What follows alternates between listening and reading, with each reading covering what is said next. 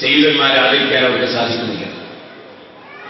മുഹമ്മദ് നബി സല്ലല്ലാഹു അലൈഹി വസല്ലം ചെറിയൊരു അംശം അവിടുത്തെ സന്താന പരമ്പരകളുടെ ബോഡിയിലുണ്ട്. അതുകൊണ്ടാണ് തങ്ങന്മാർക്ക് ബഹുമാനം ഉണ്ടായിരുന്നത്, ചെറിയൊരു അംശം. അപ്പോ ഉദാഹരണം ഇപ്പൊ ഇവിടെ ഫഖറുദ്ദീനാണ്, ഇവിടെ തങ്ങൾ ബഹുമാനിക്കുന്നു. വലിയ സദസ്സിൽ ഒരുപാട് തങ്ങന്മാരുണ്ടാവും, നമ്മൾക്ക് അവരെ ബഹുമാനിക്കുമ്പോൾ തങ്ങളെ നിങ്ങൾ തങ്ങൾ തന്നെയാണ് എന്നുള്ളതിന് നിങ്ങൾ ഉപ്പാപ്പ മുതൽക്ക് നബി സല്ലല്ലാഹു അലൈഹി വസല്ലം തങ്ങൾ വരെയുള്ള ഉപ്പാപ്പാരെ പേരൊന്ന് വായിക്കും, അത് കഴിഞ്ഞിട്ട് ബഹുമാനിക്കാം. അങ്ങനെ ആരും പറയില്ല. അത് പൂർവ്വകാലം മുതലേ തങ്ങളാണെന്ന് പറഞ്ഞു വരുന്നുണ്ടെങ്കിൽ തങ്ങൾ തന്നെയായിരിക്കും. പിന്നെ അതിന്റെ ഉപ്പാപ്പാന്റെ പേര് കിട്ടിയാലേ ഞാൻ തങ്ങളാണെന്നുള്ളതൊക്കെ ബഹുമാനിക്കുന്നു ആരും പറയില്ല, പറയുന്നില്ല, പറയേണ്ട ആവശ്യമില്ല. അത് ബഹുമാനിക്കും. ഇനി ഒരു പക്ഷേ ഒരു സയ്യിദിന് ഒരു തങ്ങൾക്ക് അയാൾ ഉപ്പാപ്പാന്റെ പേരൊന്നും പറയാൻ കഴിയുന്നില്ല, അങ്ങോളം പറയാൻ കഴിയുന്നില്ല, മുഹമ്മദ് നബി സല്ലല്ലാഹു അലൈഹി വസല്ലം വരെ പറയാൻ കഴിയുന്നില്ല. ഒരാൾ തങ്ങളല്ലായിരിക്കോ, അയാൾ തങ്ങളെന്നെയാണ്, അയാൾ അറിയില്ലാത്തത്. അറിയുന്നവർ വേറുണ്ടാകാം, ആരും അറിയില്ലെങ്കിൽ തങ്ങളല്ലായിരിക്കോ, അതുകൊണ്ട് തങ്ങളല്ലായിരിക്കോ. അങ്ങനെ ഇരിക്കൂല. മുഹമ്മദ് നബി സല്ലല്ലാഹു അലൈഹി വസല്ലം നിങ്ങൾ പഠിപ്പിച്ച ആശയമാണ് ഞാനിപ്പോ പ്രസംഗിക്കുന്നത്. പക്ഷെ ഈ ആശയം മുഹമ്മദ് നബി സല്ലല്ലാഹു അലൈഹി വസല്ലം തങ്ങൾ മുതൽ ഇന്നുവരെയുള്ള എന്റെ ഉസ്താദുമാരുടെ പരമ്പര, അതെനിക്ക് പറയാൻ കഴിഞ്ഞാലും കഴിഞ്ഞില്ലെങ്കിലും ആശയം നബി സല്ലല്ലാഹു അലൈഹി വസല്ലം പറഞ്ഞ ആശയം തന്നെയാണ്. അത് അംഗീകരിക്കേണ്ടി വരും. ഞാനൊരു ചെറിയ ഉദാഹരണം പറഞ്ഞതാണ്. അപ്പൊ തങ്ങന്മാർക്ക് ബഹുമാനമാണ്, നബി സല്ലല്ലാഹു അലൈഹി ഉപ്പാപ്പമാർക്ക് ബഹുമാനമാണ്. എന്താ കാരണം? നബി സല്ലല്ലാഹു അലൈഹി വസല്ലം തങ്ങളുടെ ഒരു ചെറിയ അംശം അവരുടെ ശരീരത്തിൽ ഉണ്ടായിരുന്നു എന്നുള്ളതാണ്. അങ്ങോട്ട് മേലോട്ട് മിനൽ അസ്ലാബിൽ കരീമത്തിൽ ഫാഖിറത്തി ഇലൽ അർഹാമിസ് സകിയ്യത്തി ത്വാഹിറ. ആ ബഹുമാനത്തിന്റെ ഒരു ചെറിയ പവർ നോക്കി നിങ്ങൾ. മഹാനായ നബിയുല്ലാഹി ഇസ്മാഈൽ നബി സല്ലല്ലാഹു അലൈഹി വസല്ലമയുടെ ഉപ്പാപ്പയാണ്. പക്ഷേ ആ ഇസ്മായിൽ നബി അലൈഹി സ്വലാത്തു വസ്സലാമിന് 40 വയസ്സായിട്ട് നുബുവത്ത് കിട്ടിയിട്ടില്ല. അതിന് മുമ്പ് തന്നെ ആ ഇസ്മായിൽ നബി ഇസ്ലാമിന് ബഹുമാനാണ്. അതുകൊണ്ടാണ് ലോക മുസ്ലിമീങ്ങൾ മുഴുവനും ഒരു വെള്ളത്തെ ബഹുമാനിക്കുന്നു, ഒരു വെള്ളം. ആ വെള്ളത്തിന്റെ പേരാണ് സംസം. എന്താണ് സാധനം? അത് കുട്ടിക്കാലത്ത് നബി സല്ലല്ലാഹു അലൈഹി വസല്ലമയുടെ ഉപ്പാപ്പയായ ഇസ്മായിൽ അലൈഹി സ്വലാത്തു വസ്സലാമിന്റെ പാദസ്പർശനമേറ്റ സ്ഥലത്ത് നിന്ന് പൊട്ടിയൊലിച്ച വെള്ളം. അതൊരു സാധാരണ വെള്ളമല്ല, അതിന് വലിയ പവറാണ്. മാഉ സംസം ലിമാ ശുരിബ ലഹു. സംസം വെള്ളം ഏതാവശ്യം ഉദ്ദേശിച്ച് കുടിച്ചോ അത് നേടുമെന്ന് മുഹമ്മദ് റസൂലുള്ളാഹി. എന്താ വെള്ളത്തിന്റെ പ്രത്യേകത? 40 വയസ്സായി നുബുവത്ത് കിട്ടിയിട്ടല്ല, ചെറിയ കുട്ടിയായിരുന്ന സമയത്ത് ഇസ്മായിൽ നബി അലൈഹി സ്വലാത്തു വസ്സലാമിന്റെ കാല് തൊട്ട സ്ഥലത്ത് പൊട്ടിയൊലിച്ച വെള്ളമാണ്. ബുഖാരിയിൽ ആ ഹദീസുണ്ട്. അപ്പൊ നിങ്ങൾ ആലോചിച്ചു എന്തായിരുന്നു അന്ന് ഇസ്മായിൽ നബിയുടെ പവർ? ഈ പൊന്നോമന മകനായ മുഹമ്മദുർ റസൂലുള്ളാഹി സല്ലല്ലാഹു അലൈഹി വസല്ലം തങ്ങളുടെ ഒരു അംശം അപ്പോൾ ഇസ്മായിൽ നബി ഇസ്ലാമിന്റെ ശരീരത്തിൽ ഉണ്ട്. അതുകൊണ്ട് അവിടുന്ന് കാലടിച്ച സ്ഥലത്തുനിന്ന് പൊട്ടിയൊലിച്ച വെള്ളം. എന്താണ് ആ വെള്ളത്തിന്റെ അത്ഭുതം? യുക്തിവാദിക്ക്, മതവിരോധിക്ക്, ബർക്കത്ത് നിഷേധിക്ക് അത് നിഷേധിക്കാൻ കഴിയോ? കാരണം അത് അനുഭവമല്ലേ. ഞാൻ എന്റെ വീട്ടിൽ എന്റെ മകന്റെ പരിപാടി മാറ്റി കഴിഞ്ഞ പോലെ നിങ്ങളൊന്നും ക്ഷണിക്കാതെ സ്റ്റേജ് സമ്മേളനം അല്ലാത്തതുകൊണ്ടാണ്. അപ്പോ ഈ വിവാഹത്തിൽ കുറഞ്ഞ ആളുകൾ ക്ഷണിച്ചു, അത്രല്ലേ കഴിയുള്ളൂ. തിരിച്ച ആളുകളൊക്കെ കല്യാണം കഴിഞ്ഞ് തിരിച്ചു പോകുമ്പോഴേക്ക് എന്റെ വീട്ടിലെ കിണറ്റിലെ വെള്ളം തീർന്നു, തൊട്ടടുത്ത 2-3 കിണറ്റിലെ വെള്ളം തീർന്നു. കിണറുകളൊക്കെ വയലിന്റെ വക്കിലാണ്. 6 മാസം നമ്മുടെ നാട്ടിൽ മഴയാണ്. നല്ല മഴ കിട്ടിയ കൊല്ലം രണ്ടാമതും അങ്ങനെ വെള്ളം തീർന്നു. കല്യാണത്തിന് വന്ന ഒറ്റ കുട്ടി ഒരൗൺസ് വെള്ളം പോലും അവരെ വീട്ടിലേക്കോ നാട്ടിലേക്കോ കൊണ്ടുപോയില്ല, അവർക്ക് കുടിച്ചതേക്ക് വെള്ളം തീർന്നു. അതേ സമയത്ത് 1 വർഷം മക്കയിൽ വന്ന് വെള്ളം കുടിക്കുന്ന ജനങ്ങൾ എത്ര കോടിയാണ്! റമളാനിൽ മാത്രം എത്ര കോടികളാണ് വരുന്നത്! അവര് കുടിക്കല് മാത്രമല്ല, നാട്ടിലേക്ക് അതാ എത്രയോ ലിറ്റർ കൊണ്ടുപോവുകയുമാണ്. സംസം കിണർ വയലിന്റെ വക്കിനല്ല, കിണർ അതേ അതെ, അത് പുഴയുടെ വക്കിനല്ല, സംസം കിണർ, അത് മുല്ലപ്പെരിയാർ അണക്കെട്ടല്ല. അതെന്താ അങ്ങനെ പറയാൻ? ഈ ചെറിയ കുട്ടിയുടെ കാല് തൊട്ട സ്ഥലത്ത് വെള്ളം പൊട്ടിവെച്ചപ്പോ അവിടെ ക്ഷീണിച്ചിരിക്കുന്ന ഉമ്മ, അത് നബി സല്ലല്ലാഹു അലൈഹി വസല്ലം ഉമ്മാമയാണ്, സാധാരണ ഉമ്മയല്ല. ആ ഉമ്മ കൈകൊണ്ടൊരു തടാകം കെട്ടി. ഒരു സ്ത്രീ കൈകൊണ്ട് തടാകം കെട്ടിയ മുല്ലപ്പെരിയാർ അണക്കെട്ടാവോ? ചെറിയൊരു തടാകം. വെള്ളം കവിഞ്ഞൊഴുകുമ്പോ ആ ഉമ്മ വെള്ളത്തിനൊരു ഓർഡർ നൽകി. ഔലിയാക്കൾക്ക് അങ്ങനെ ചില ഓർഡറുണ്ട്. എന്നുടേകൽ ഉടയവൻ തന്റേകൽ ആകുന്ന് ഞാൻ ചൊല്ലില്ലാകും അതെന്നോവർ. ഇത് റബീഉൽ ആഖിർ മാസമാണ്. മുഹീദ്ദീൻ ശൈഖ് റളിയല്ലാഹു അൻഹുവിനെ മറക്കാൻ പറ്റൂല, അപ്പൊ മാലയും മറക്കാൻ പറ്റൂല. അതേ, ചില മഹാന്മാർക്ക് ചില ഓർഡറുണ്ട്. അവരെ ഓർഡറിനനുസരിച്ച് കാര്യം നടക്കും. ഈ ഉമ്മ ഒരു ഓർഡറാണ്. സം സം സം സം, അടങ്ങണം അടങ്ങണം. വെള്ളം അടങ്ങി, പിന്നെ പൊട്ടി ഒലിക്കുന്നില്ല. സംസം വെള്ളം ശൂന്യവും കുടിക്കും, ശൂന്യമല്ലാത്തവരും കുടിക്കും. കുടിക്കുമ്പോൾ നിങ്ങൾ ചോദിക്കണം, ആ വെള്ളത്തിന്റെ പേരെന്താണ്? ആ പേരിന്റെ അർത്ഥം എന്താണ്? ആ പേര് വന്നതെങ്ങനെയാണ്? അപ്പൊ പറയേണ്ടി വരും, ഒരു വലിയ തായ പെണ്ണിന്റെ ഓർഡർ പ്രകാരം കിട്ടിയ പേരാണ്. അടങ്ങാൻ വേണ്ടി ഒരു പെണ്ണ് പറഞ്ഞപ്പോ വെള്ളം അവിടെ അടങ്ങി. നിങ്ങൾ ഓർക്കണം, അപ്പൊ ചെറിയൊരു തടാകം, ആ തടാകത്തിലെ വെള്ളം. പക്ഷേ ചോദിക്കട്ടെ, അത് വലിയ അണക്കെട്ടല്ല, തടാകമല്ല, ചെറിയ ഒരു തടാകം, ചെറിയൊരു കിണർ. ആ കിണറ്റിലെ വെള്ളം എത്ര മോട്ടർ വെച്ച് വറ്റിച്ചാലും, എത്ര മോട്ടർ വെച്ചടിച്ചാലും, കോടികൾ 4000-ഓളം കൊല്ലമായി കുടിച്ചിട്ടും നാട്ടിൽ കൊണ്ടുപോയിട്ടും വെള്ളത്തിന് കുറവില്ല. നിഷേധിക്കാൻ വല്ല മതവിരോധിക്കും കഴിയുമോ? വല്ല പുത്തൻവാദിക്കും കഴിയുമോ? വല്ല യുക്തിവാദിക്കും കഴിയുമോ? ഫീഹി ആയാത്തും ബയ്യിനാത്തും മഖാമു ഇബ്രാഹീം. കഅബയുടെ മഹത്വം പറയുമ്പോൾ ഖുർആൻ അവിടെ വ്യക്തമായ തെളിവുകളുണ്ട് നബിയെ. ഇത് വ്യക്തമായ തെളിവല്ലേ? ഒരു സാധാരണ വെള്ളമാണോ അത്? സാധാരണ ഉറവാണോ അത്? വ്യക്തമായ, ആർക്കും വ്യക്തമാകുന്ന തെളിവ്. ഫീഹി ആയാത്തും ബയ്യിനാത്തും മഖാമു ഇബ്രാഹീം. ആ മഹത്തായ കഅബ എന്ന മഹത്തായ ഭവനത്തിന്റെ സമീപത്ത് മറ്റൊരു വിഷയമുണ്ട്. അതെന്താണ്? അത് മുഹമ്മദ് നബി സല്ലല്ലാഹു അലൈഹി വസല്ലം തങ്ങളുടെ ഉപ്പാപ്പയുടെ തിരുശേഷിപ്പുണ്ടവിടെ. എന്താണ് ആ തിരുശേഷിപ്പ്? അതാണ് മഖാമു ഇബ്രാഹീം. ഇബ്രാഹീം നബി അലൈഹി സ്വലാത്തു വസ്സലാം കഅബ നിർമ്മിക്കുന്ന സമയത്ത് കയറി നിന്ന കല്ല്, ആ കല്ലിൽ അവിടുത്തെ കാലങ്ങ് പതിഞ്ഞു. സാധാരണ ഒരു സംഭവമല്ലത്. ആ കല്ല് ഇപ്പോഴും കണ്ണാടിയിലാക്കി കഅബയുടെ സമീപത്ത് വെച്ചിരിക്കുന്നു. ലോക മുസ്ലിങ്ങൾ ആദരിക്കുന്നു. ഏറ്റവും വലിയ പള്ളിയിൽ, ഏറ്റവും ശ്രേഷ്ഠമായ പള്ളിയിൽ ഒരു മഹാന്റെ തിരുശേഷിപ്പ് സൂക്ഷിച്ചിരിക്കുന്നു. അതല്ലേ മഖാമു ഇബ്രാഹീം. വത്തഖിദൂ മിൻ മഖാമി ഇബ്രാഹീമ മുസല്ലാ. ആ ഇബ്രാഹിം മഖാമിന്റെ സമീപത്ത് വെച്ച് നിങ്ങൾ നിസ്കരിക്കണമെന്ന് ഖുർആൻ. എന്താണ് ഈ ഇബ്രാഹിം മഖാം? ഇബ്രാഹിം നബിയുടെ തിരുശേഷിപ്പല്ലേ അത്?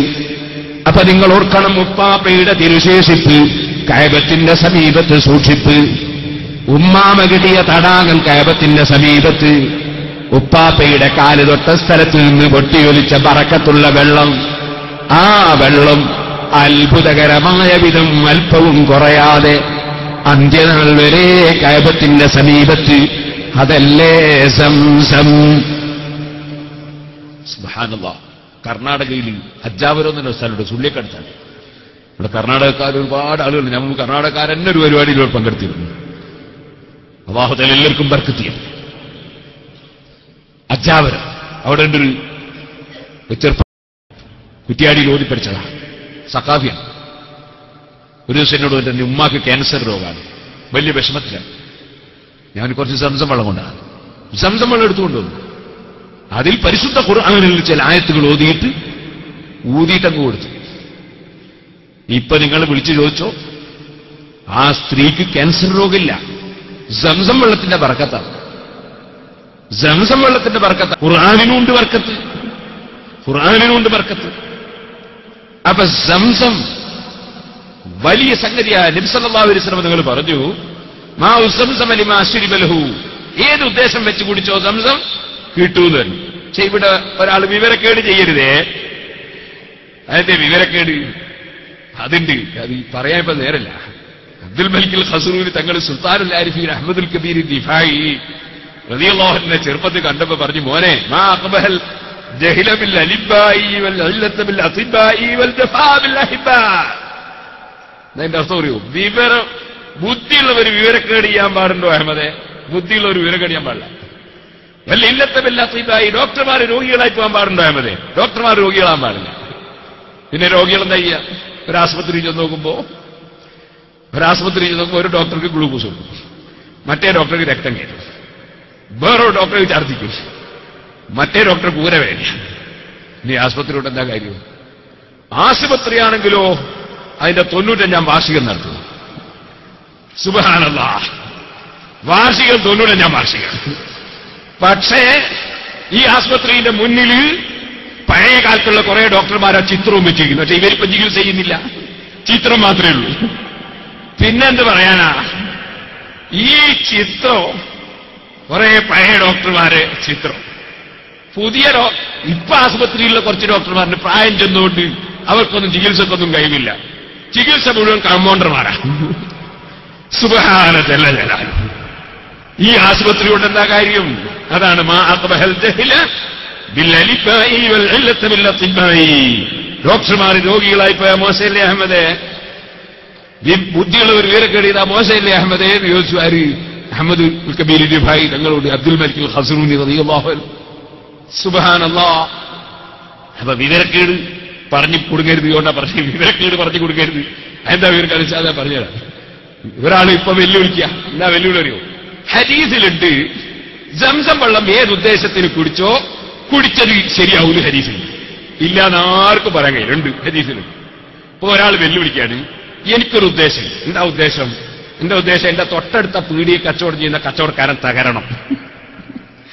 എന്റെ ഉദ്ദേശമാണ്. കാരണം നേരത്തെ തങ്ങളവറുകൾ പറഞ്ഞ പോലെ അസൂയ എന്ന് പറഞ്ഞാൽ വല്ലാത്തൊരു രോഗം. ഈ അസൂയ എന്ന് പറയുന്ന രോഗം ഉണ്ടാകും അവനവന്റെ മേഖലയിലുള്ളവരോട് അസൂയ ഉണ്ടാകും, പുറത്തുള്ളവരോട് അസൂയ ഉണ്ടാവില്ല. ഉദാഹരണത്തിന് ഒരു സ്വർണ്ണ കച്ചവടക്കാരന് അസൂയ ഉണ്ടാകുക സ്വർണ്ണ കച്ചവടക്കാരനാണ്. സ്വർണ്ണ കച്ചവടക്കാരന് മൊയിലാരോട് അസൂയൊന്നും ഉണ്ടാവില്ല. അതേ സമയത്ത് ഒരു തുണിക്കച്ചവടക്കാരന് അസൂയുണ്ട്, തുണിക്കച്ചവടക്കാരനോടാണ്. മനസ്സ് തന്നില്ലെങ്കിലാണ്. അതുകൊണ്ട് എല്ലാ കച്ചവടക്കാരും അസൂയക്കാരാന്നല്ല. ഒരു മീൻ കച്ചവടക്കാരന് അസൂയുണ്ട്, മീൻ കച്ചവടക്കാരനോടാണ്. അങ്ങനെ ഓരോന്നും. സ്ത്രീകൾക്ക് അസൂയുണ്ടാവും സ്ത്രീകളോടാണ്, പുരുഷന്മാർക്ക് അസൂയുണ്ടാവും പുരുഷന്മാരോട്. ഇനി കുട്ടികൾക്ക് അസൂയുണ്ടാവും കുട്ടികളോടാണ്, മൊയിലാർക്ക് അസൂയുണ്ടാവും മൊയിലാരോടാണ്. പിന്നെ നമ്മളെ വർഗം പറഞ്ഞായിട്ട് വിഷമം വേണ്ട. അപ്പോ ഈ ഏത് കക്ഷി അതേത് കക്ഷികളുടെ അസൂയ രോഗത്തിന്റെ സ്വഭാവം എങ്ങനെയാണ്? ബഹ്റൈനിലുള്ള ആളുകൾക്ക് ദുബൈയിലുള്ളവരോട് അസൂയ ഉണ്ടാവില്ല, ദുബൈയിലുള്ളവർക്ക് ബഹ്റൈൻകാരോട് അസൂയുണ്ട്, അസൂയക്ക് അവിടെയുള്ളവരോട് അസൂയ ഉണ്ടാവില്ല. അതിന്റെ സ്വഭാവം എങ്ങനെ? നമ്മുടെ തൊട്ടടുത്ത വീട്ടുകാരന് ഒരു ഇന്നോവ കാർ വാങ്ങി തരുമ്പോൾ കുറച്ച് പ്രയാസം ഉണ്ടാവും. ബോംബെയിലുള്ളത് പോലെ 1000 കാറുണ്ടായ നമുക്കൊരു പ്രശ്നം ഉണ്ടാവില്ല. അതിന്റെ സ്വഭാവം എങ്ങനെ? അസൂയന്റെ സ്വഭാവം എങ്ങനെ? അപ്പൊ ഒരുത്തൻ എന്ത് ചെയ്തു അറിയോ? ഒരാള് വെല്ലുവിളിച്ചു. എന്താ വെല്ലുവിളി? ഈ സംസം വെള്ളം കുടിച്ചാൽ മുറാദ് ഹാസിലാവുന്നില്ല. എന്റെ മനസ്സിലൊരു മുറാദുണ്ട്, ഞാനിത് കുടിക്കാൻ പോവാണ്. എന്നിട്ട് അത് ഹാസിലാവുന്നില്ലെങ്കിൽ ഇത് സംസം വെള്ളമല്ലാന്ന് തെളിഞ്ഞില്ലേ? കാരണം ഹദീസിൽ പറഞ്ഞിട്ടില്ലേ എന്ത്? സംസം വെള്ളം കുടിച്ചാൽ മുറാദ് ഹാസിലാവുന്ന ഹദീസിലില്ലേ? അപ്പൊ എന്റെ മുറാദ് ഞാൻ മനസ്സിൽ വെച്ച് കുടിച്ചിട്ട് ശരിയാകുന്നില്ല. അപ്പൊ ഈ സംസം വെള്ളം എല്ലാം ഉറച്ചില്ലേ? ഓർക്കോ? അത് ഓർക്കൂല. കാരണം ഈ സംസം വെള്ളം വെച്ച് വെല്ലുവിളിക്കാൻ ഇസ്ലാം മതം പറഞ്ഞിട്ടില്ല. അതാദ്യം പഠിക്കണം പണ്ഡിതന്മാര്. സംസം വെള്ളം വെച്ചുകൾ വെല്ലുവിളിച്ചോളൂ എന്ന് പറഞ്ഞില്ല. വെല്ലുവിളിക്കാൻ ഒരൊറ്റ മൊയ്ജിയത്ത് മാത്രമേ മുസ്ലിം ഏത് കൊടുത്തിട്ടുള്ളൂ ഉമ്മത്തിന്. ആ മൊയ്ജിയത്ത് ഖുർആനാണ്. ഖുർആൻ വെച്ച് വെല്ലുവിളിച്ചോ. വേറെ ഒരു മൊയ്ജിയത്തോണ്ടും വെല്ലുവിളിക്കാൻ ഉമ്മത്തിന് സമ്മതം കൊടുത്തില്ല. അത് അമ്പിയാക്കളുടെ ഡ്യൂട്ടിയാണ്. നമ്മക്ക് വെല്ലുവിളിക്കാൻ പാടില്ല. അതാദ്യം പഠിച്ചു വെക്കണം. ആദ്യം ഇസ്ലാമിന്റെ അടിസ്ഥാനം പഠിക്കണം. അതാ ഞാൻ പറഞ്ഞത്. എന്ത്? ആശുപത്രിക്ക് 95 വർഷമായി, പക്ഷെ ഡോക്ടർ ഉണ്ടാകണ്ടേ? ഈ പഠിച്ച ഡോക്ടർമാരുണ്ടാകട്ടെ. കമ്പൗണ്ടർമാർ ചികിത്സ തുടങ്ങിയാൽ ഈ ആസ്പത്രിയുടെ സൽപ്പേര് പോയി പോകൂലേ? സഹോദരന്മാര്, വെല്ലുവിളിക്കാൻ ഒരേ മൊഴിയത്ത് മാത്രം, അതാണ് ഖുർആൻ. ഖുർആൻ വെച്ച് വെല്ലുവിളിച്ചു, ആരെയും വെല്ലുവിളിച്ചു. ഫഅ്തൂ ബിസൂറത്തിൻ മിൻ മിസ്ലിഹി വദ്ഉ ശുഹദാഅകും മിൻ ദൂനില്ലാഹ് ഇൻ കുൻതും സാദിഖീൻ. മുഹമ്മദ് നബി സല്ലല്ലാഹു അലൈഹി വസല്ലം സാധാരണ മനുഷ്യരോട് നിങ്ങൾക്ക് വാദമുണ്ടോ? ആ മുഹമ്മദ് നബി കൊണ്ടുവന്ന ഖുർആൻ പടച്ചവൻ ഇറക്കിയതല്ലാന്ന് വാദമുണ്ടോ? എന്നാൽ അതിലുള്ള ഒരു ചെറിയ സൂറത്ത് പോലൊരു സൂറത്ത് കൊണ്ടുവരൂ. ഖിയാമത്ത് നാൾ വരെ വെല്ലുവിളിക്കാം. ദാമത്തിൽ ബൈനഹാ ഫാഖത് കുല്ല മുഅ്ജിസതി മിനൻ നബിയിന ഇദ് ജഅത് വലം തദൂമി. അത് അന്ത്യനാൾ വരെ നിലനിൽക്കുന്ന മൗജിസത്താണ്. ഉമ്മത്തിനെ ഖുർആൻ വെച്ച് വെല്ലുവിളിക്കാം. സംസം വെള്ളത്തിനങ്ങനെ മഹത്വമുണ്ട്, ശരിയാണ്. വെച്ച് വെല്ലുവിളിക്കാൻ അധികാരമില്ല സമുദായത്തിന്. കാരണം ചിലപ്പോ ഒരു മനുഷ്യന്റെ മനസ്സിന്റെ ദോഷം കൊണ്ടോ, കുടിച്ച മനുഷ്യന്റെ തകരാറുകൊണ്ടോ, അല്ലെങ്കിൽ അദ്ദേഹത്തിന്റെ സംശയത്തിന്റെ കാരണം കൊണ്ടോ, പലതുകൊണ്ട് ചിലപ്പോൾ സംസം വെള്ളം കുടിച്ചിട്ട് പല കിട്ടിയില്ല എന്നും വരാം. കിട്ടിയത് പലതും ഉണ്ടാവും, കിട്ടാത്തതും സംഭവിക്കാം. അതിന് ചിലപ്പോ കാരണം എന്തായിരിക്കാം? ചിലപ്പോൾ നല്ല എ ക്ലാസ് ഡീസലാണ്, പക്ഷെ എഞ്ചിൻ ശരിയില്ല, അതുകൊണ്ട് വണ്ടി ഓടുന്നില്ല. എഞ്ചിനാലേ ശരിയാകും. മുഅ്ജിസത്തിനെ സംബന്ധിച്ച് വിശദമായി പഠിക്കണം. ഇപ്പോഴതിന് സമയമില്ലാത്തതുകൊണ്ട് ഞാൻ പറഞ്ഞു, മുഅ്ജിസത്ത് എല്ലാ മുഅ്ജിസത്തും വെച്ച് വെല്ലുവിളിക്കാനൊന്നും പറഞ്ഞില്ല. വെല്ലുവിളിക്കാനും പാടില്ല. അങ്ങനെ വെല്ലുവിളിച്ചാൽ ഈ സംസം വെള്ളമല്ല എന്ന് യുക്തിവാദിയും നിരീശ്വരവാദിയും പറയാൻ ഈ ഒരൊറ്റ ഹദീസ് മതിയാവും. എന്നല്ല, ഖുർആൻ തന്നെ നിങ്ങൾ നോക്കൂ. ഖുർആൻ കൊണ്ട് വെല്ലുവിളിക്കാൻ പറഞ്ഞ ഈ വിഷയം ഏത്? ഖുർആനിലുള്ള ഒരു സൂറത്ത് പോലെ ഒരു സൂറത്ത് കൊണ്ടുവരാൻ കഴിയോ? ഖിയാമത്ത് നാൾ വരെ വെല്ലുവിളിച്ചോ? ഞാൻ ഉറപ്പിച്ച് പറയുന്നു, ലോകത്തൊരു ശക്തിക്കും കൊണ്ടുവരാൻ സാധ്യമല്ല, ഇന്ന് വരെ കൊണ്ടുവന്നിട്ടും ഇല്ല. ഒരു കൂട്ടര് അതിനെ നേരിടാൻ വേണ്ടി ഒരായത്ത് കൊണ്ടുവന്ന് നോക്കി. ബിസ്മിൽ റഊഫിർ റഹീം ഒരായത്ത് റിബലായിട്ട് കൊണ്ടുവന്ന ഖുർആൻ നോക്കുമ്പോൾ ബിസ്മി എന്നുള്ള ഖുർആൻ കേട്ടതാണ്, റഊഫ് എന്നുള്ള ഖുർആൻ കേട്ടതാണ്, റഹീം എന്നുള്ള ഖുർആൻ കേട്ട. ഇതാ വെല്ലുവിളി നേരിടല്, നമ്മളെ കാട്ടിട്ട് ഉണ്ടാക്കല്. പൊളിഞ്ഞുപോയി. കാന്തപുര ഉസ്താദ് അവരെ വെല്ലുവിളിച്ചു, ഇന്റർനെറ്റിലൂടെ വെല്ലുവിളിച്ചു. അവർ മറുപടി ഉണ്ടായില്ല. പിന്നെ ഈ ഒരൊറ്റ ചോദ്യം, അതിന് മറുപടി ഉണ്ടായില്ല. ഞാൻ പറഞ്ഞു വന്നത്, ഖുർആൻ കൊണ്ട് വെല്ലുവിളിക്കാൻ അനുമതിയുണ്ട്, വേറെ മൗജിദത്ത് കൊണ്ട് വെല്ലുവിളിക്കാൻ അനുമതിയില്ല. അതിന് പല കാരണങ്ങളുണ്ട്. ഇനി വേറൊരു ഹദീസ് പറയാൻ ഞാൻ. എന്താ ഹദീസ് അറിയോ? ലൗ ജുഇലൽ ഖുർആനു ഫീ ഇഹാബിൻ സുമ്മ ഉൽഖിയ ഫിന്നാർ മഹ്തറഖ. മിസ്കാത്ത് നോക്കിയ ഹദീസാണ്. ലൗ ജുഇലൽ ഖുർആനു ഫീ ഇഹാബിൻ, ഖുർആൻ ഒരു തോലിലാക്കപ്പെട്ടാൽ, ഒരു തോലിൽ ഖുർആൻ എഴുതി, സുമ്മ ഉൽഖിയ ഫിന്നാർ, പിന്നെ അത് തീയിലിടപ്പെട്ടു, മഹ്തറഖ, അത് കരിയൂല എന്ന് മുഹമ്മദുർ റസൂലുള്ളാഹി. മിസ്കാത്തിൽ ഹദീസുണ്ട്. എന്താ പറഞ്ഞത്? ഖുർആൻ തോലിലാക്കപ്പെടുകയും ആ തോല് തീയിലിടുകയും ചെയ്താൽ കരിയൂല. അപ്പൊ ഒരുത്തൻ പറയാണ്, എന്നാ പിന്നെ നമ്മൾ ഖുർആൻ ഒന്ന് പരിശോധിക്കുക, ഒരു തോല് കൊണ്ടുതരാം, ആ തോലിൽ ഖുർആൻ ഒന്ന് എഴുതുക, എന്നിട്ട് തീയിലിട്ടിട്ട് കരിയോ നോക്കുക. അപ്പൊ വേഗം കുറച്ച് തലേക്കെട്ടുകാര്, അല്ലെ കുറച്ച് തൊപ്പിക്കാര്, അല്ലെ കുറച്ച് താടിക്കാര്, നമ്മൾ പരിശോധിക്കുക, നമ്മൾ തോലിൽ ഖുർആൻ അതിന്റെ തീയിലിട്ട് നോക്കുക എന്ന് പറഞ്ഞാൽ അവരോട് നമ്മൾ പറയും, നിങ്ങൾ ഇസ്ലാമിന്റെ കാര്യം പറയാൻ പാടില്ല, നിങ്ങൾക്ക് അതിന് അധികാരം തന്നിട്ടില്ല, നിങ്ങൾക്ക് അതിന് പാണ്ഡിത്യമില്ല. കാരണം അങ്ങനെ അത് വെല്ലുവിളിക്കാൻ ഖുർആനിലും ഹദീസിലും പറഞ്ഞില്ല. പക്ഷെ ഹദീസിൽ ഇങ്ങനെ പറഞ്ഞിട്ടുണ്ട് ഖുർആന്റെ മഹത്വം. എന്ത്? അത് തോലിലാക്കപ്പെടുകയും തീയിലെറിയപ്പെടുകയും ചെയ്താൽ കരിയൂലാന്ന് ഹദീസിലുണ്ട്. അപ്പൊ അതിന്റെ അർത്ഥം എന്താണ്? അർത്ഥമൊക്കെ ആലിമീങ്ങൾക്കറിയാം. അതിന്റെ പറഞ്ഞിട്ട് ഉദ്ദേശം എന്താണ്? ആലിമീങ്ങൾക്കറിയാം. അതിന്റെ പേര് വെല്ലുവിളിക്കാൻ പറ്റൂല, തീയിലിട്ട് നോക്കാനും പറ്റൂല. ഹദീസുണ്ട്, നിഷേധിക്കാൻ കഴിയും ആർക്കെങ്കിലും? ഇസ്കാത്തിലുണ്ട് ഹദീസ്. ഇമാം ദാരിമി റിപ്പോർട്ടുണ്ട്, അഹ്മദ് റളിയല്ലാഹു അൻഹു റിപ്പോർട്ട് ചെയ്തിട്ടുണ്ട്. പക്ഷേ അതുകൊണ്ട് പരിശോധിക്കാൻ പാടില്ല. മറിച്ച് എന്താണ്? നമുക്ക് തന്നെ അറിയാം, എത്രയോ ബിൽഡിങ്ങുകൾ കത്തിയിട്ട് ഖുർആന്റെ കോപ്പി മാത്രം കത്താത്ത ഒരുപാട് സംഭവങ്ങളുണ്ട്. പക്ഷെ ഇപ്പൊ നിങ്ങൾ വെല്ലുവിളിച്ചിട്ട് ഖുർആൻ കൊണ്ടുപോയി തീയിലിട്ടാൽ ചിലപ്പോ കത്തിക്കരിഞ്ഞു പോയാൽ ഉള്ള ഈമാൻ തീർത്തും പോയിപ്പോ. അപ്പൊ എന്താ കാരണോ? ആ ഹദീസിന് വേറെ അർത്ഥമുണ്ട്, ഈ അർത്ഥം മാത്രമല്ല, ഇത് വേറെ അർത്ഥമുണ്ട്. അപ്പൊ ഒരു വാചകത്തിന് ഒരുപാട് അർത്ഥങ്ങളുണ്ടാകും. അതിന് ഒരർത്ഥം ഖുർആൻ ശരിക്ക് പഠിച്ച് അതനുസരിച്ച് പ്രവർത്തിക്കുന്ന ഒരാൾ നരകത്തിലിടപ്പെടൂല എന്നതിനൊരു ഉദ്ദേശം. എന്നൊരു ഉദ്ദേശമാണ്. ഒറ്റ ഉദ്ദേശം പറയാൻ ഞങ്ങൾ ഇഷ്കാലി തീരൂല, അതുകൊണ്ട് ഒന്നും ഞാൻ പറഞ്ഞാണ്. ഒരുപാട് വ്യാഖ്യാനമുണ്ടത് ആ ഹദീസ്. പറഞ്ഞ വാചകം എങ്ങനെയാണ്? ഖുർആൻ തോളിലാക്കപ്പെട്ടിട്ട് തീയിലിടപ്പെട്ടാൽ കഴിയൂലാണ്. പക്ഷെ അങ്ങനെ വെച്ച് പരിശോധിക്കാൻ പറ്റില്ല. പരിശോധിച്ചിട്ട് ഖുർആനാണെന്ന് പരിശോധിക്കാൻ അത് മാനദണ്ഡാക്കാൻ പറ്റില്ല. ഖുർആനിലെ ഒരു സൂറത്ത് വെച്ച് വെല്ലുവിളിക്കാം. ഇതുപോലത്തെ ഒരു സൂറത്ത് കൊണ്ടുവരുമോ എന്ന് ചോദിച്ച് വെല്ലുവിളിക്കാം. മറ്റേ വെല്ലുവിളി പാടില്ല. വെല്ലുവിളിച്ചാൽ സ്വീകരിക്കാനും പാടില്ല. നിങ്ങൾ കണ്ടില്ലേ, ഇസ്ലാം മതത്തിനെ കുറവാക്കിയില്ലേ നമ്മുടെ കേരളത്തിലൊരു കൂട്ടര്. ആരും ഇപ്പൊ ഞാൻ പറയുന്നില്ല, ഒരു സംഘടനയും പേര് ഇതുവരെ പറഞ്ഞില്ലല്ലോ, പറയുന്നില്ല. കാരണം അതിന്റെ ആവശ്യമില്ലല്ലോ. ചെറുവാടി എന്നൊരു സ്ഥലമുണ്ട്, കൊടിയത്തൂര്. അവിടുത്തെ ഒരു മുബാഹല എന്നൊരു പരിപാടി അടുത്തൊരു കൂട്ടർ. അതിന് കാന്തപുരസ്ഥാവ് നേതൃത്വം കൊടുക്കുന്ന സുന്നികളല്ലാത്ത എല്ലാവരും ഒന്നായിട്ട് പങ്കെടുത്തിരിക്കുന്നു കേട്ടോ. എല്ലാ മുന്നണിയും ഒന്നായിട്ട് ഒരു മുബാഹല എന്നൊരു പരിപാടി എടുത്തി. കൊല്ലം ഏകദേശം 25 22 23 കൊല്ലായി. എന്നിട്ടോ അന്ന് മഹാനായ താജുലുലമ ഉള്ളാർത്തങ്ങളും കാന്തപുരസ്ഥാദും പറഞ്ഞു ആ മുബാഹല മതപരമല്ലാന്ന്, ഇസ്ലാമികമല്ലാന്ന്. ഞാൻ സൂക്ഷിച്ചിട്ട് മാതൃഭൂമി പത്രം ഇപ്പോഴും അവരുടെ പ്രസ്താവന. എന്തായാലും മുബാഹല ഖാദിയാനി എന്ന് പറഞ്ഞൊരു കൂട്ട്. ഖാദിയാനി വെച്ചാൽ ഖാദി എന്നുള്ളതിന് തെസിനിയല്ല, അള്ളാന്റെ റസൂലിന്റെ ശേഷം പുതിയ നബി വന്നു എന്ന് ബാധിച്ചൊരു കൂട്ടരാ. ആ ഖാദിയാനികളല്ലാത്ത മുസ്ലിമീങ്ങളും തമ്മിലൊരു ശാപപ്രാർത്ഥന നടത്തി. കൊടിയത്തൂരുന്ന അതിന് നേതൃത്വം കൊടുത്തത് ഇപ്പം ഫിത്നക്ക് നേതൃത്വം കൊടുക്കുന്ന അതേ പത്രങ്ങൾ തന്നെയാണ്. എന്നിട്ടോ കൊടിയത്തൂരിൽ മുബാഹലയിൽ ശാപപ്രാർത്ഥന. എന്താ ശാപപ്രാർത്ഥന? മുഹമ്മദ് നബി സല്ലല്ലാഹു പുതിയ നബി വന്നു, അഹമ്മദ് ഖാദിയാനി നബിയാണ് എന്ന് പറയുന്ന കൂട്ടരും അതല്ലാതെ നടന്ന കൂട്ടരും തമ്മിൽ ശാപപ്രാർത്ഥന. നമ്മളിൽ ആരാണോ അസത്യവാദികൾ അവർക്ക് പഠിച്ചവന്റെ ശാപം ഉണ്ടാകട്ടെ. പിറ്റേന്ന് സുബ്ഹാനല്ലാഹ് ഒരു മലയാളത്തിലുള്ള മുസ്ലിമീങ്ങളിൽ നടക്കുന്ന വേറൊരു പത്രം ഞാൻ സൂക്ഷിച്ചിട്ടുണ്ടൊക്കെ, ഒറ്റൊന്നിന്റെ പേരിപ്പം ഞാൻ പറയുന്നില്ല, കാരണം നമ്മളങ്ങനെ കലമ്പൽ ഉദ്ദേശിച്ചില്ല നമുക്ക്, അതുകൊണ്ട് പേര് പറയുന്നില്ല. അതിലേരി നിർബന്ധമായും 6 മാസം പഠിച്ചവന് അവധി കൊടുത്തത്. എന്തിന്? അള്ളാഹ്ക്ക് അവധി സ്റ്റേജ് കൊടുത്ത 6 മാസം.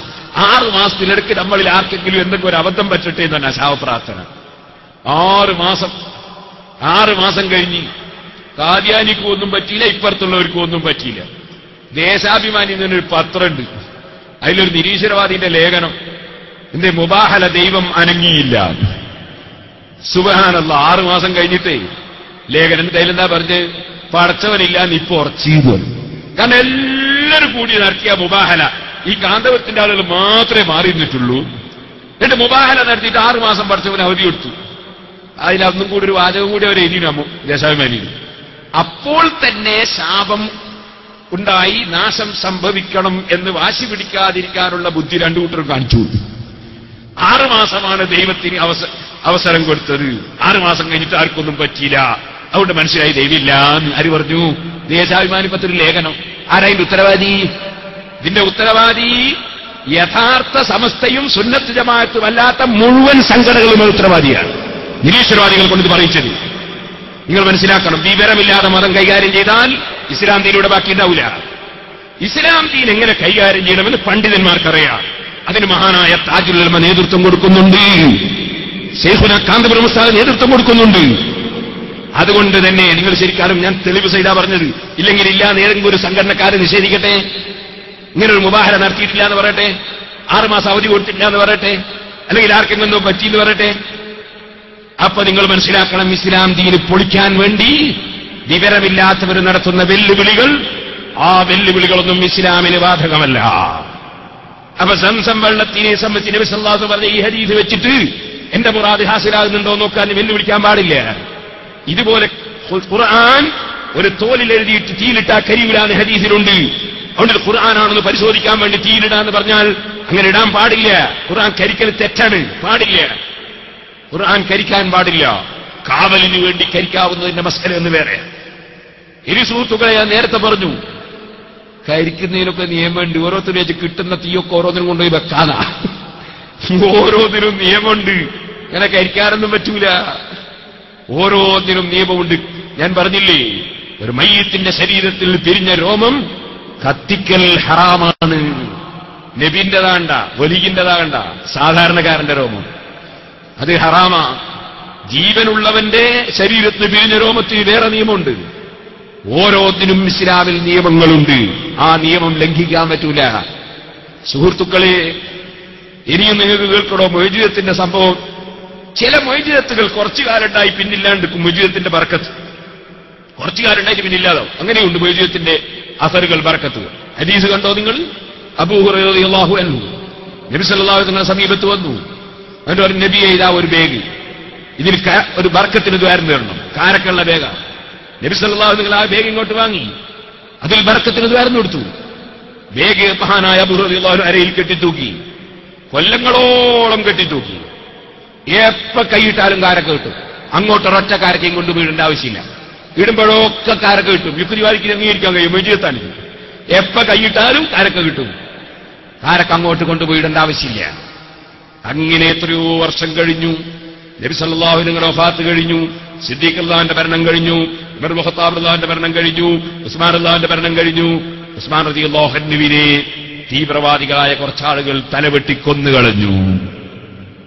മഹാനവറുകളെ കൊല്ലപ്പെട്ട ദിവസം ഈ ബറക്കത്തുള്ള ബേഗ് അബൂ ഹുറൈറ റളിയല്ലാഹു അൻഹു പറയുന്നുണ്ട്, കിൻഡൽ കണക്കിന് കാരക്ക ഒരിക്കലും അങ്ങോട്ടൊരൊറ്റ കാരക്ക കൊണ്ടുപോയി ഇടാതെ എപ്പ കൈയിട്ടാലും കാരക്ക കിട്ടുന്ന കിൻഡൽ കണക്കിന് കാരക്ക കിട്ടിയതാണ്.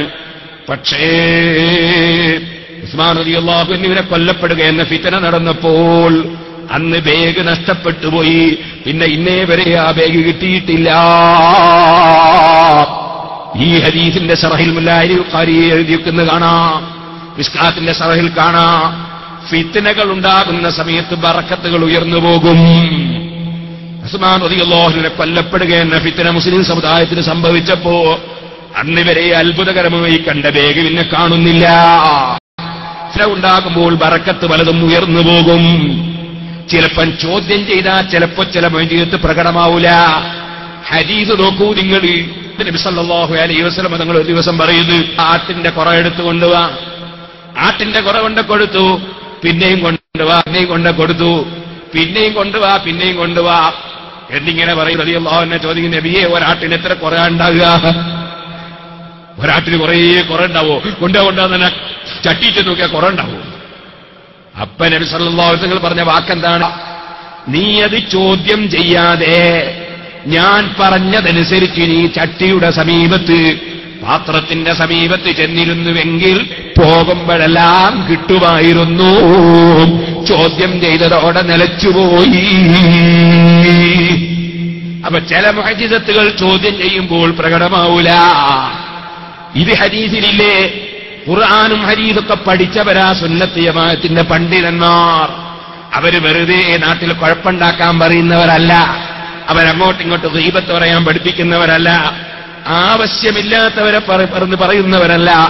അതുകൊണ്ട് സുഹൃത്തുക്കളെ, മുഅ്ജിസത്തിന്റെ വിഷയങ്ങൾ പഠിക്കാതെ മുഅ്ജിസത്തിന്റെ വെല്ലുവിളിയുമായി വല്ലവരും വരുന്നുവെങ്കിൽ അവർക്ക് വിവരമില്ലെന്ന് മനസ്സിലാക്കി സമുദായം അവരുടെ വെല്ലുവിളികളങ്ങ് മാറ്റിവെച്ചേക്കണം. അത് പറഞ്ഞ് നേരം പോക്കി നമ്മുടെ സമുദായത്തിന്റെ സമയം നഷ്ടപ്പെടുത്തരുത്. അത് അറിവില്ലാത്തവരുടെ വെല്ലുവിളികളാണെന്ന് മനസ്സിലാക്കണം. മുഅ്ജിസത്തെന്താണ്, കറാമത്തെന്താണ്, ബറക്കത്തെന്താണ്, അതൊക്കെ പഠിക്കണം, വിശദമായി പഠിക്കണം. അല്ലാണ്ട് വെറുതെ കാണുന്നതിനൊക്കെ വെല്ലുവിളിയായാലും സുബ്ഹാനല്ലാഹ്, എന്തിനാ വെല്ലുവിളിക്കേണ്ടതെന്ന് പഠിക്കണ്ടേ? എല്ലാറ്റൊന്നും വെല്ലുവിളിക്കരുത്.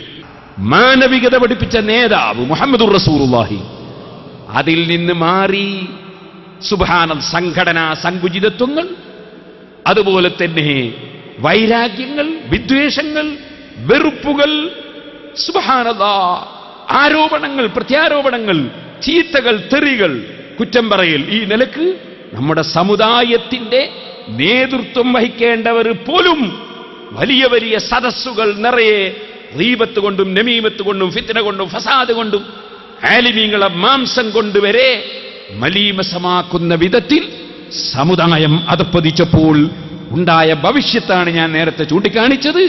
വിവാഹം നിശ്ചയിക്കുന്ന ബാപ്പക്കും ഉമ്മക്കും സമാധാനമില്ല.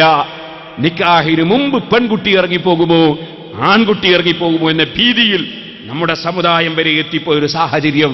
ഈ സാഹചര്യത്തിന് മാറ്റം വരണം.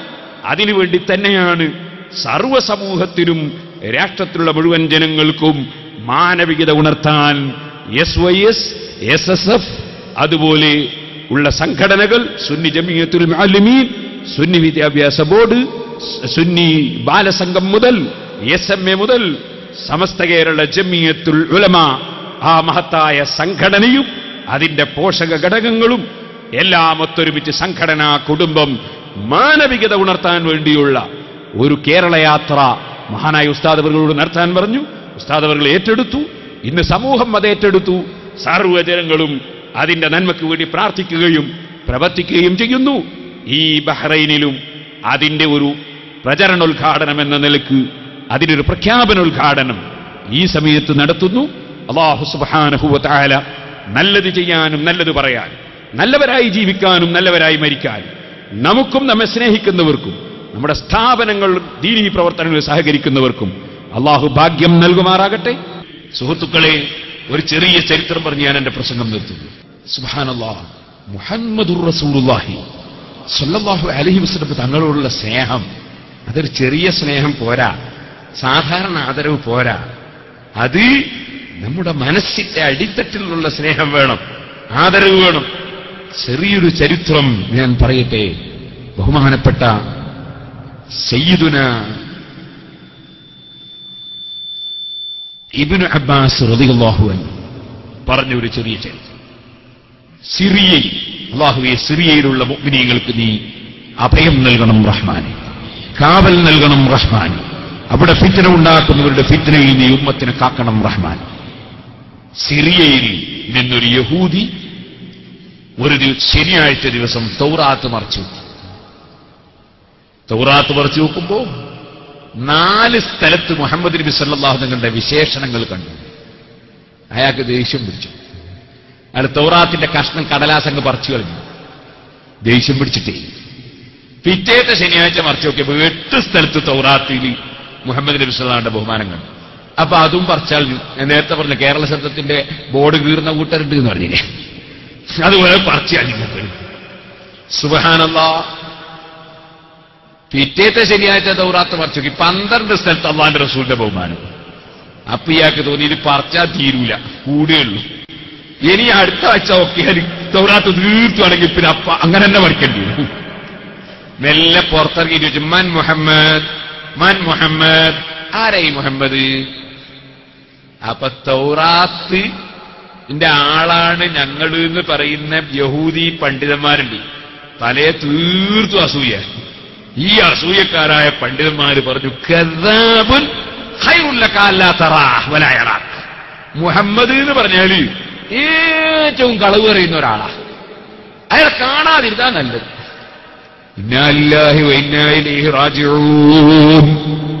ഒരു സംഘടന തന്നെ, ഒരു സംഘം തന്നെ, ഒരു പ്രസ്ഥാനം തന്നെ ഒരു വ്യക്തിക്കെതിരെ മുഹമ്മദുർ റസൂലുള്ളാഹി സല്ലല്ലാഹു അലൈഹി വസല്ലം തങ്ങൾക്കെതിരെ പറഞ്ഞതോ ലോകത്ത് ഏറ്റവും കൂടുതൽ സത്യം പറയാൻ പഠിപ്പിച്ച അൽ മുഅ്മിനു ലാ യക്ദിബു, ഈമാനുള്ളവൻ കളവ് പറയൂല എന്ന് പഠിപ്പിച്ച മുഹമ്മദുർ റസൂലുള്ളാഹി. ഹൽ കുൻതും തത്തഹിമൂനഹു ബിൽ കദിബി ഖബ്ല അൻ യഖൂല മാ ഖാൽ.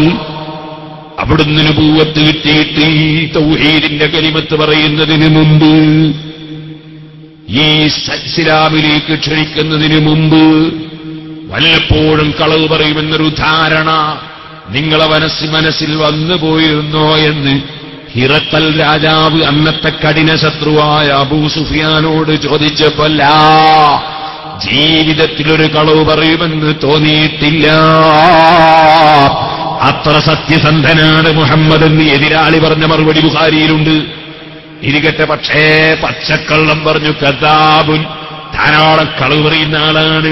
ഖൈറുൽ ലക അല്ലാ തറാ, നിങ്ങൾ കാണാതിരിക്കുന്നതാ നല്ലത് എന്ന് പറഞ്ഞപ്പോ ബിഹഖി തൗറാത്തി മൂസാ ലാ തംനഊനി മിൻ സിയാറതിഹി, മൂസാ നബിക്കിറങ്ങിയ തൗറാത്ത് മുൻനിർത്തി പറയട്ടെ, നിങ്ങൾ എന്നെ തടയരുതെന്ന് പറഞ്ഞപ്പോ സമ്മതം കൊടുത്തു പണ്ഡിതന്മാർ. അദ്ദേഹം സിറിയയിൽ നിരാപ്പകലെ യാത്ര ചെയ്ത് മദീനയിൽ വന്നു.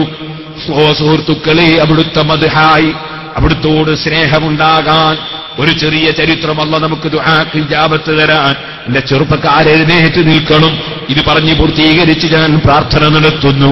പടച്ച റബ്ബേ, ഞങ്ങളെ മജ്‌ലിസ് നീ ദുആക്ക് ഇജാബത്തുള്ള, നീ പൊരുത്തപ്പെട്ട മജ്‌ലിസാക്കണം റഹ്മാനേ. മഹാനായ നബി സല്ലല്ലാഹു അലൈഹി വസല്ലം തങ്ങളെ കാണാൻ അദ്ദേഹം യാത്ര ചെയ്ത് മദീനയിലേക്ക് വരുമ്പോ കണ്ടുമുട്ടിയത് സൽമാനുൽ ഫാരിസി റളിയല്ലാഹു അൻഹുവിനെയാണ്. മദീനയിൽ വന്നപ്പോൾ ആദ്യം കണ്ടത് സൽമാനുൽ ഫാരിസി തങ്ങളെ കണ്ടപ്പോ വല്ലാത്ത ഭംഗിയുള്ള ആളാ സൽമാനുൽ ഫാരിസി. അതുകൊണ്ട് അദ്ദേഹത്തിന് തോന്നി തൗറാത്തിൽ മുഹമ്മദ് നബി സല്ലല്ലാഹു അലൈഹി വസല്ലം ഭംഗി പഠിച്ചിട്ടുണ്ട് എന്നാൽ ഇദ്ദേഹമായിരിക്കുമോ മുഹമ്മദ് എന്ന സംശയത്തിൽ ഈ യഹൂദി വന്നിട്ട് ചോദിക്കുകയാണ് സൽമാൻ ഫാരിസ് റളിയല്ലാഹു അൻഹുവിനോട്, അഅന്ത മുഹമ്മദ്, നിങ്ങളാണോ മുഹമ്മദ്? ഇത് ചോദിക്കുമ്പോ മഹാനായ സൽമാനുൽ ഫാരിസി റളിയല്ലാഹു അൻഹു പൊട്ടി പൊട്ടി അങ്ങ് കരഞ്ഞു. എന്തിനാ സൽമാനുൽ ഫാരിസി കരയുന്നത്? നിങ്ങളാണോ അല്ലാഹുവിന്റെ റസൂൽ മുഹമ്മദ് എന്ന് ചോദിക്കുമ്പോ കരഞ്ഞതെന്താണ് കാരണമെന്നറിയോ ചെറുപ്പക്കാരെ? 3 ദിവസം മുമ്പ് മുഹമ്മദുർ റസൂലുള്ളാഹി സ്വല്ലല്ലാഹു അലൈഹി വസല്ലം വഫാത്തായിട്ടുണ്ട്. ലോകത്തോട് വിട പറഞ്ഞ് 3 ദിവസമായി. അപ്പോഴാ ചോദിക്കുന്നത് നിങ്ങളാണോ മുഹമ്മദ്? അങ്ങേയറ്റം സ്നേഹിക്കുന്ന സൽമാനുൽ ഫാരിസി തങ്ങളുടെ മനസ്സിൽ അവിടുത്തെ വിയോഗമിങ്ങ് ഓർമ്മയിൽ വന്ന് ചോദ്യം കേട്ടപ്പോൾ പൊട്ടിപ്പൊട്ടി അങ്ങ് കരഞ്ഞു. അവിടുന്ന് പറയുന്നു, അന അബ്ദുഹു അന അബ്ദുഹു, ഞാൻ മുഹമ്മദല്ല, ഞാൻ മുഹമ്മദ് നബിയുടെ അടിമയാണ്. അബ്ദുക്കൽ മിസ്കീനു യർജു ഫളകൽ ജമ്മൽ ഗഫീറു. സഹാബത്തിന്റെ പ്രയോഗമാണ്, ഞാൻ അവിടുത്തെ അടിമയാണ്. അപ്പോൾ യഹൂദിയുടെ ചോദ്യം, അയ്ന ഹുവ, മുഹമ്മദ് എവിടെ?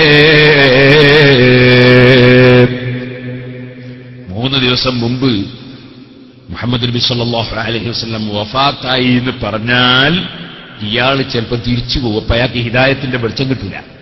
ഒരു കാര്യം പറയുമ്പോൾ പറയുന്നതുകൊണ്ട് ഒരാൾക്ക് നന്മല്ലേ ഉദ്ദേശിക്കേണ്ടത്, വെറുതെ ശബ്ദകോലാഹലം ഉണ്ടാക്കാൻ വേണ്ടി സംസാരിക്കരുതല്ലോ, ശബ്ദമലിനീകരണത്തിന് വേണ്ടി സംസാരിക്കരുതല്ലോ. പറയുന്നതുകൊണ്ട് ദീന് വിശ്വാസം വർദ്ധിക്കല്ലേ വേണ്ടത്. അപ്പൊ എന്ത് ചെയ്തു? വഫാത്തായി ഇത് പറഞ്ഞില്ല. എന്നാ ഇപ്പൊ ഉണ്ട് എന്ന് പറയാൻ പറ്റുമോ? കളവല്ലേ. എന്ത് പറഞ്ഞു?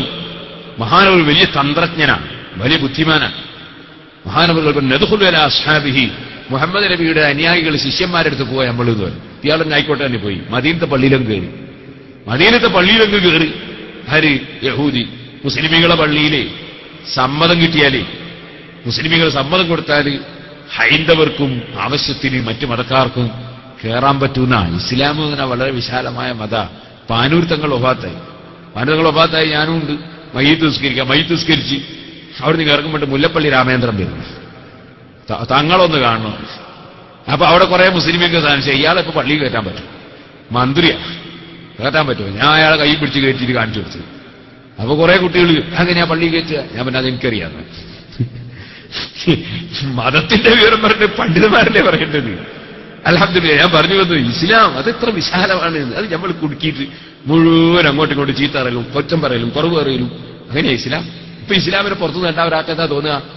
വലിയമാരോ നാവുബന്ധിന്റെ വരുന്ന വാചകങ്ങൾ കേട്ടാ ഇസ്ലാമിന്റെ പുറത്തുള്ള എന്താ ഇതാ ഇസ്ലാമിന് തോന്നൂല. അള്ളാഹു ആക്കട്ടെ. സുബ്ഹാനല്ലാഹ്, നല്ല വാക്ക് പറയാൻ അള്ളാഹു തൗഫീഖ് ചെയ്യട്ടെ. ഇരിക്കട്ടെ. അങ്ങനെ എന്ത് ചെയ്തു? പള്ളിയിലേക്ക് കയറി യഹൂദി. സൽമാൻ ഫാരിസ് അള്ളാഹിന്റെ കൂടെ കയറി. അപ്പൊ ഇയാൾക്ക് തോന്നി ഈ സാസിൽ മുഹമ്മദ് നബി ഉണ്ടാവും തോന്നി. വേറെ അസ്സലാമു അലൈക്കും യാ മുഹമ്മദ് എന്ന് തന്നെയാണ്. മദീന പള്ളി മുഴുവനും വിങ്ങിപ്പൊട്ടി അങ്ങ് കരഞ്ഞു.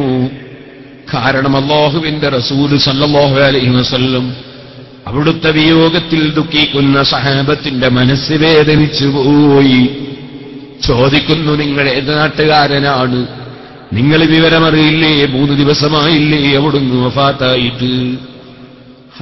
അദ്ദേഹം അതാ നിലവിളിക്കുന്നു, വാഹുസ്നാ വാദിയായ സഫരീ, എന്റെ ദുഃഖമേ, എന്റെ നഷ്ടമേ, യാ ലൈതനീ ലം തലിദിനി ഉമ്മി, എന്റെ ഉമ്മ എന്നെ പ്രസവിച്ചില്ലെങ്കിൽ എത്ര നന്നായിരുന്നു. പ്രസവിച്ച സ്ഥിതിക്ക് തൗറാത്ത് നോക്കിപ്പോയി. നോക്കിയപ്പോൾ അവിടുത്തെ വിശേഷണം കണ്ടുപോയി. കണ്ടപ്പോൾ കാണാൻ ആഗ്രഹം തോന്നി. വന്നപ്പോൾ കാണാൻ കഴിഞ്ഞില്ല. ഞാനിതൊന്നും ഉണ്ടായില്ലെങ്കിൽ എത്ര നന്നായിരുന്നു. വളരെ വേദനയോടെ പൊട്ടിക്കരയുന്ന യഹൂദി ചോദിക്കുന്നു, ഹൽ മിൻകും അലിയ്യുൻ യസിഫുഹു ലീ, ആ മുഹമ്മദ് നബി സല്ലല്ലാഹു അലൈഹി വസല്ലമ തങ്ങളുടെ പ്രത്യേകത പറഞ്ഞു തരാൻ അലി ഇബ്നു അബീ ത്വാലിബ് സദസ്സിലുണ്ടോ? ഉണ്ട്. പേരലി. അപ്പോഴാണ് പറയുന്നു, നിങ്ങളെക്കുറിച്ച് ഞാൻ തൗറാത്തിൽ വായിച്ചിട്ടുണ്ട്. അതേ അലി റളിയല്ലാഹു അൻഹു പറയുന്നു, അല്ലാഹുവിന്റെ റസൂലിന്റെ വിശേഷണം, കാന റസൂലുള്ളാഹി സ്വല്ലല്ലാഹു അലൈഹി വസല്ലം ലാ തബീലൻ വലാ ഖസീറാ مدزمر الريس أزج الهاجبين أخمص القدمين أكحل العينين. അതേ അവിടുന്ന് കൂടുതൽ നീളമില്ല, കൂടുതൽ കുറിയാളല്ല, ഒത്ത നീളമാണ്. കണ്ണിന് വല്ലാത്ത ഭംഗിയാണ്, പുരികത്തിന് വല്ലാത്ത ഭംഗിയാണ്. വാദിഹൽ ജബീൽ, നെറ്റി വിശാലമാണ്. ഇദാ വഹിക ഖറജ മിൻ സനായാഹുന്നൂർ, അവിടുന്ന് ചിരിക്കുമ്പോൾ അതാ അവിടുത്തെ തൊള്ളയിൽ പുൻപല്ലിലൂടെ പല്ലിലൂടെ പ്രകാശം ചൊരിയുന്നു. അവിടുത്തെ ജീവതെടുത്ത ശരീരത്തിന് വല്ലാത്ത ഭംഗിയാണ്. അങ്ങനെ തുടങ്ങിയ ഖാതമുൻ നുബുവ്വ, അവിടുത്തെ ചുമലിനിടയിൽ നുബുവ്വത്തിന്റെ അടയാളമാണ്. വിശദമായെന്ന് പറയുമ്പോ യഹൂദി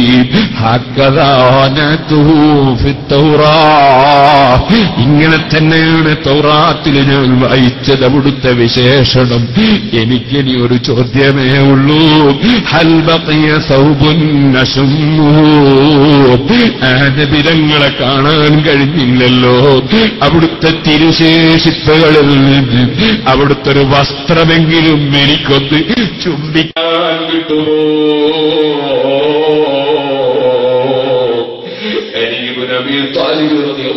സൽമാനെ വീട്ടിൽ പോയി ഫാത്തിമയോട് അവിടുത്തെ ജുബ്ബരാൻ പറയൂ. പോയിട്ട് വാതിലിനെ വിട്ടുമ്പോ ഫാത്തിമയുടെ ചോദ്യം, എന്നീ കുട്ടികളെ വാതിലിനെ വിട്ടുന്നതാരാണ്? ഹസൻ ഹുസൈൻ റളിയല്ലാഹു കരഞ്ഞിരിക്കുകയാണ്. സൽമാനാണ് അലി ഇബ്നു അബീ ത്വാലിബ് അയച്ചതാണ്. ജുബ്ബക്കുപ്പായ ഒന്ന് തന്നേക്കണം. പയ്യൽ ബിസുജുബ്ബത്ത് അബീ, എന്റെ ബാപ്പയുടെ ജുബ്ബവും ധരിക്കാനാരാളു? ധരിക്കാനല്ല, അവിടുത്തെ കുപ്പായമൊന്ന് ചുംബിക്കാനാളു. ഫാത്തിമ ബീവി എടുത്തു കൊടുത്തപ്പോ ആ ജുബ്ബയോട് വലിയ ആദരവോടെ സ്നേഹത്തോടെ കൊണ്ടുവന്ന് അലി ഇബ്നു അബീ ത്വാലിബ് തങ്ങൾക്ക് കൈമാറുമ്പോ അവിടുന്ന് അതാ തുരുതുരാ ചുംബിക്കുന്നു. സഹാബത്ത് വാങ്ങിയിട്ട് ചുംബിക്കുന്നു. മദീന പള്ളി മുഴുവനും ചുംബിക്കുന്നു. അവസാനം യഹൂദിയുടെ കയ്യിൽ ചുംബിക്കാൻ കൊടുത്തപ്പോ ചുംബിച്ചുകൊണ്ട് യഹൂദി മാ തുയവറായിഹതഹു